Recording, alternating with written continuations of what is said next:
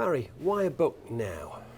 You know, it's funny, people keep asking me that question, and I suppose it linked in with taking retirement and beginning to ease back a little bit. But the truth of it is, my daughter had twin boys 5 years ago, and after about a year, she said, "Dad, you've got to write your book, because when you're gone, I want to be able to explain to the boys where you came from, how the family business started, etc." And that's what inspired me to start doing it. And then 3.5 years later, I come up with, something I'm going to say I'm relatively proud of. So let's hope people enjoy it. Was it easy to write, or was it difficult to write? I say it was easy because I literally, every time I went fishing, I used to take a recorder with me, and I'd do half an hour, an hour. I ended up doing 60 or 70 hours, you know, and churned it over with my old mate Nick Pitt from the Sunday Times and said, let's make this into a book. And so in that respect, it was quite easy. What was difficult was, of course, how many stories to put in, how many people to mention. Obviously, the lawyers had to go through with it. They only slung out 2 stories, which was good. But I think you're never going to be 100% settled on it. I tried to describe the other day when someone said to me about writing it, what was it like when you finally finished it?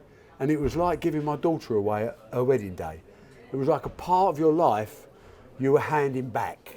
And that's, in a way, it's quite fulfilling. In a way, it's quite terrifying. You've been successful in so many sports, but it must be a real history of snooker as well, the book. Yeah, well, it starts off, the first line is Davis winning in 1981, you know, because that day changed my life and opened up the opportunities I've been smart enough to take advantage of sometimes, and made a few mistakes along the way as well, which is all in there. It's all belt and braces.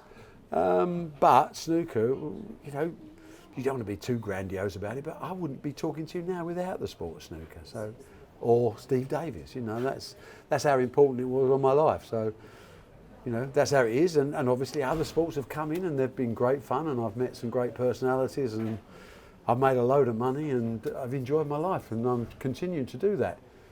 But it all started at the Crucible. And I've seen you signing a book today at the Crucible. How good was that? Signing your book here at the Crucible. Do you know, I've got to say, it's really nice. I went to the publishers the other day. They said, "Oh, we need W.H. Smith or whatever." One of the bookmakers said, "Bookshops, we need some signed copies." I said, "That's fine, no problem." He said, "Would you sign 2,000?" I was there for 8 hours signing. But today at the Crucible signing is a conversation with each book. So never mind 2,000. You know, it takes you forever to do 100 sort of thing. But I need feedback, because it's so close to you, Mark. You know, you can't really distance yourself and evaluate it properly. You need other people to say, "I read it and I enjoyed it," or "I read it and I didn't enjoy it." But you know, I'm looking forward to that reaction from people that I know. Don't, you know, it's just an opinion, but it's too close for me because it's my life. Last question: what a tournament we have got here at the Crucible. Well, this is, as I said to you earlier, this is the Grand National. There's at least 10 of these players could win this, and that's how tough it's going to be. And there'll be a few fallers early on, that's for sure. The quality over this season, the abundance of winners, new winners, old guard, people you've never heard of, you know.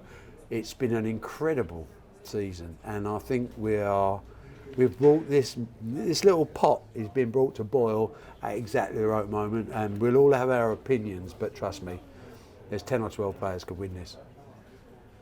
Bob on. Bob on. Good luck with Well done, that, mate.